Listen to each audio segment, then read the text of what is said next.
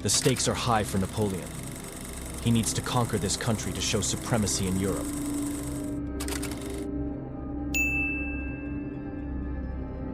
The year was 1812, and Napoleon's conquest of Europe had reached its apogee. The Corsican conqueror, armed with a grand armée that had subjugated nations, stood on the doorstep of Russia. As the sun began its ascent on a chilly September morning, the sprawling plains of Borodino would soon witness a cataclysmic clash that would echo through history. Napoleon Bonaparte, the indomitable emperor, surveyed the landscape. He had come to conquer Russia, the largest country in the world, with dreams of extending his empire's reach. The stakes were high, and he knew he needed a decisive victory to force the Russians to capitulate. The French emperor sought to force Tsar Alexander I to bend to his will, and he marched his troops eastward with unwavering determination. The Battle of Borodino, fought on September 5, 1812, was a pivotal moment in this epic clash between two titans.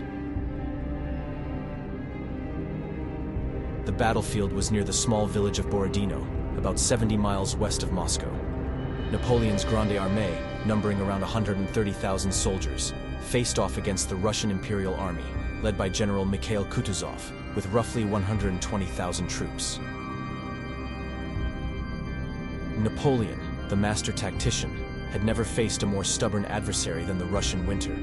He needed a decisive victory to hasten his conquest and compel the Tsar to negotiate.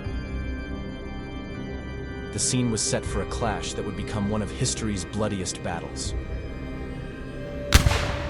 The battle began with a thunderous barrage of artillery, as both sides traded cannon fire, turning the sky dark with smoke and the earth into a hellish landscape of craters.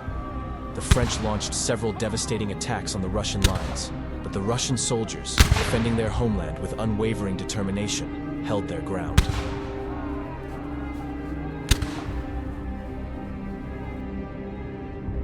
The Russian army held a series of fortified positions and became the focal point of ferocious combat. The French charged, wave after wave, but the Russians fought back with unparalleled bravery. In one particularly brutal clash, the Rivski redoubt changed hands multiple times, soaked in the blood of thousands of soldiers. As the sun began to set on that fateful day, the battlefield was strewn with the dead and dying. It was a scene of unimaginable carnage. The toll of this day was staggering. Nearly 70,000 casualties, making Borodino one of the deadliest battles in history. Though Napoleon's forces technically won the field, they did not achieve the decisive victory they desperately needed. The Russian army, battered but not broken, retreated to fight another day. Napoleon, with heavy hearts, occupied Moscow a few days later, only to find it deserted and set ablaze by the retreating Russians.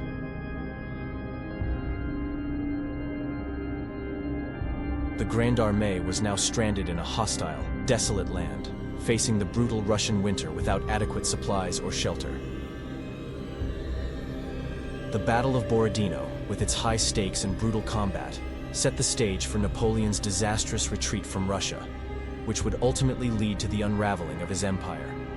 In the annals of history, Borodino stands as a thrilling and tragic chapter in the epic drama of the Napoleonic Wars, where heroes and horrors converged on a blood-soaked field in 1812.